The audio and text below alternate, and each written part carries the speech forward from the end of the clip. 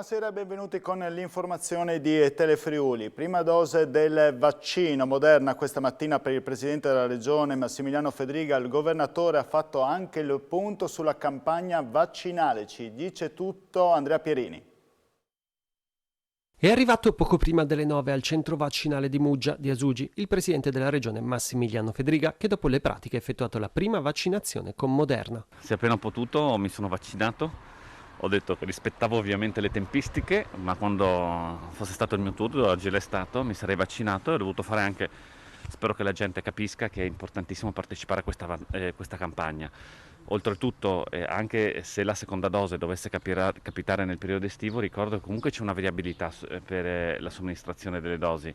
Si va per i vaccini a mRNA da 21 a 42 giorni, quindi anche c'è un lasso di tempo in cui uno si può organizzare. Sorridente, nessuna paura, un'attesa solo un po' più lunga dopo la puntura a causa di un'allergia. A breve, verosimilmente tra la fine di maggio e l'inizio di giugno, dovrebbero aprirsi anche tutte le agende. Guardi, io sento quotidianamente più volte al giorno il generale Figliuolo, in cui c'è un ottimo rapporto con le regioni, perché è grazie alle regioni che si è raggiunto questo numero importante di vaccini giornalieri, e questo lo voglio sottolineare, l'organizzazione è fatta dalle regioni con i servizi sanitari delle regioni. Oltretutto credo che le regioni stiano rispettando di fatto tutto il programma vaccinale nazionale. Se dopo, come giustamente veniva detto, è utile ampliare dei target per non lasciare vuoti nelle agende vaccinali, siccome è giusto farlo, è corretto confrontarsi ovviamente con la struttura commissariale, più che altro per comunicargli anche le esigenze di vaccini e come sta andando la stessa. Ecco, però insomma penso che tutte le regioni stiano cercando di fare del proprio meglio, non a caso i numeri oggi ci dicono che l'Italia è uno dei paesi che fa più vaccini. Dubbi su un possibile obbligo al netto di quello per gli operatori. Sono favorevole a convincere le persone a vaccinarsi, mi piace più convincere che costringere. Spero però che tanti siano convinti, perché ne leggo di ogni cosa sui social. Addirittura gente che si organizza per andare a bloccare o a cercare di intasare i profili di chi dice che è giusto vaccinarsi. Fortunatamente sono un'esigua minoranza, però rischiano di fare molta confusione, soprattutto tra quelle persone che magari non avrebbero dubbi a vaccinarsi, ma se li fanno venire perché c'è gente che scrive cose strane, dei rischi ed altro. Restano però ancora basse le prenotazioni tra gli under 70, mentre sono in 50.000 gli anziani che non si sono ancora immunizzati. Tutti i dati nel prossimo servizio. A una settimana dall'inizio delle prenotazioni, solo un over 40 su 2, quindi 85.000 su una platea di 172.000 residenti, ha aderito alla campagna vaccinale, ma non va meglio nelle fasce d'età più a rischio. Tra gli over 50 l'adesione è stata del 62% e tra i 60 e i 69 anni, quella che è stata colpita in particolare dalla terza ondata, è stata del 69%, quindi ancora lontana dall'immunità di gregge che garantirebbe tranquillità a tutta la popolazione. Il tema delle basse percentuali di adesione preoccupa il Palazzo della Regione, a tal punto che il vicepresidente Riccardi, interpellato dalla nostra redazione, lancia l'ennesimo appello a vaccinarsi ed è pronto a studiare nuove iniziative sullo stile di Villa Vanin e nuovi hub delocalizzati per raggiungere maggiormente la popolazione.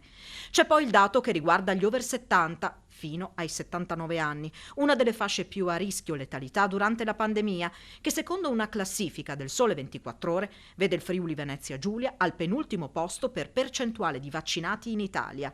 Il 71% ha ricevuto almeno una dose, ma solo il 17,6% ha completato il ciclo vaccinale. Quasi il 30% quindi non è stato ancora sottoposto ad alcuna profilassi. Tradotto in numero, circa 40.000 persone. Questioni di giorni per arrivare al passo della media italiana, perché dopo diverse settimane, afferma Riccardi, si è arrivati all'80% delle adesioni. Infine, gli over 80, la fascia più a rischio, 1 su 10, ovvero 10.000 su una fascia di 100.000 persone, non è stato ancora immunizzato. Buone notizie arrivano invece per le vaccinazioni domiciliari per i più fragili, in cui scenderanno in campo a breve gli infermieri e gli infermieri pediatrici. Il Ministero della Salute, le Regioni e le Federazioni Nazionali degli Ordini e Professioni Infermieristiche hanno infatti sottoscritto oggi un protocollo d'intesa che, basandosi sulla possibilità di deroga all'esclusiva per gli infermieri dipendenti prevista nel decreto sostegni, prevede che tutti gli infermieri svolgano con adozione di adeguato triage prevaccinale il servizio di vaccinazione a domicilio dei soggetti che hanno difficoltà a muoversi per raggiungere i siti vaccinali. E nella giornata di oggi ci sono buone notizie perché non si registrano decessi. Oggi in Friuli Venezia Giulia su 3.908 tamponi molecolari sono stati rilevati 34 nuovi contagi con una percentuale di positività dello 0,87%. Sono inoltre 2.292 test rapidi antigenici, dai quali sono stati rilevati 5 casi. Scendono i ricoveri nelle terapie intensive, 10, così come quelli in altri reparti, ormai a 50. A Lignano nel frattempo i turisti stranieri da oggi nei weekend si possono sottoporre al tampone in un'unità mobile allestita nella località balneare. La normativa infatti impone ai visitatori oltralpe un tampone negativo in entrata e in uscita. Oggi primo test in occasione della Pentecoste. Non un vero e proprio esodo, ma comunque una boccata d'ossigeno per gli operatori dopo un avvio di stagione deludente tra maltempo e quarantene. La Pentecoste riempie seppur parzialmente il litorale della regione, in particolare il Lignano, con afflussi già dalla serata di ieri. Oggi non si faticava a vedere sulla A4 camper e auto targate austriache, a tal punto che complici anche i lavori autostradali sul nodo di Palmanova in direzione Venezia e i flussi di traffico in aumento a causa della coda è stato chiuso il tratto Udine Sud Palmanova verso le 13. Per i turisti d'Oltralpe a Lignano ad attenderli c'era il nuovo centro tamponi, una struttura mobile messa a disposizione dal Friulcoram.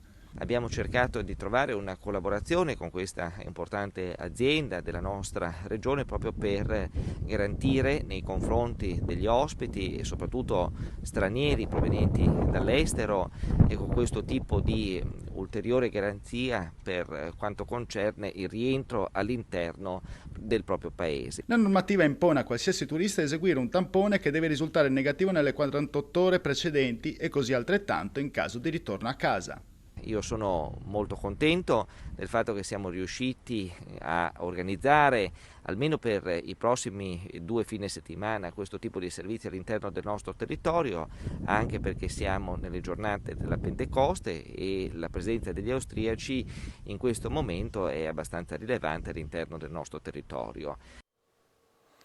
Novità arrivano dal Comitato Tecnico Scientifico per quanto riguarda i matrimoni e le feste durante le nozze. Non ci saranno limitazioni al numero delle persone, si potrà ballare anche all'esterno senza restrizioni, ma rimane il nodo legato ai tamponi. Facciamo il punto con Stefania Vismara insieme per il wedding.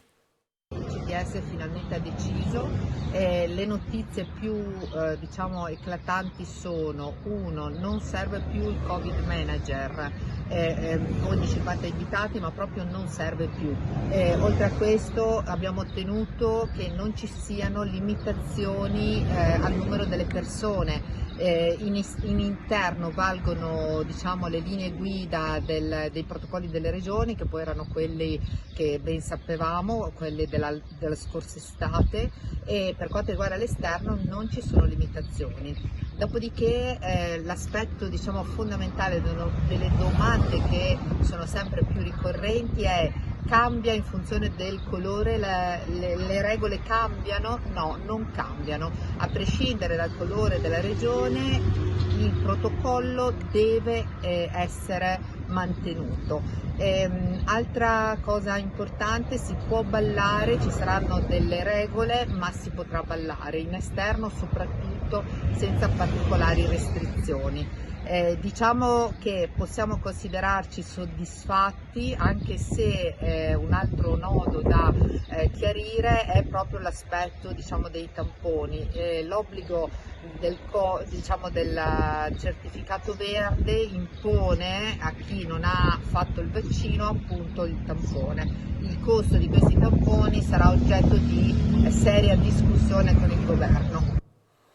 Successo per il Giro d'Italia oggi in Friuli, la prima delle 3 tappe, successo per Lorenzo Fortunato, in maglia rosa e a lunga rimane Bernal, soddisfazione da parte di Enzo Cainero, da parte della regione, nonostante qualche tifoso non abbia tenuto comportamenti adeguati, infatti verrà segnalato alla Digos. Sentiamo l'intervista. Sì, è la giornata più bella della mia carriera. Sono andati in fuga, come mi ha detto Ivan e Stefano questa mattina, e non l'avrei mai detto. Guarda, ho preso la salita con tranquillità, no? Senza aspettarmi niente, e In salita ho fatto il mio, ho pedalato, come tutte le altre volte sono arrivato da solo in cima. Come l'ho detto questi giorni, penso che sto in una posizione un po' di privilegio e sono di maglia leader, quindi stiamo giocando un po' in difesa in questo momento e sai, ci approfittiamo un po' di quello, no? E in questo momento non siamo noi quelli che dobbiamo attaccare, quindi quello è un punto a favore di noi. Il risultato mi soddisfa molto, premia un po' tanti sforzi di persone che hanno dato l'anima, perché stamattina erano qui prima delle 6 sotto il nevischio. Purtroppo c'è stato 1/2 semi sul percorso e io ho messo in moto adesso attraverso la Digos, lo voglio prendere e gliela voglio far pagare. Chi tocca i ciclisti, chi li spinge, insomma, questo l'hai chiesto molte volte di non... c'è stato purtroppo... Ma Francesca, non si può rovinare il lavoro di tante persone con uno scemo che se per caso mi butta giù questo ragazzo che ha fatto la vittoria, mi auguro, della sua vita. Sono degli incoscienti che vanno puniti, Amore infinito per questa terra, oggi in qualche modo anche il tempo sta aiutando, è una giornata davvero memorabile.